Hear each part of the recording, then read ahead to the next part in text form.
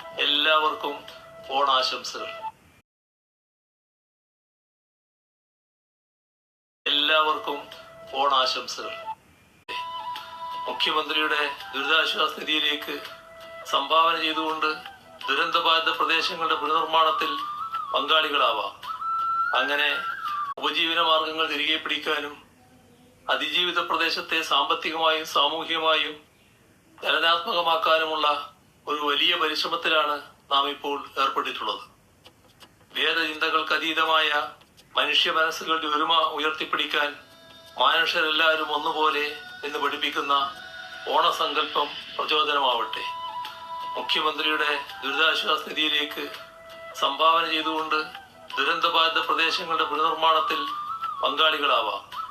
അങ്ങനെ നമ്മുടെ ഓണാഘോഷങ്ങളെ അർത്ഥവത്താക്കാം. എല്ലാവർക്കും ഓണാശംസകൾ.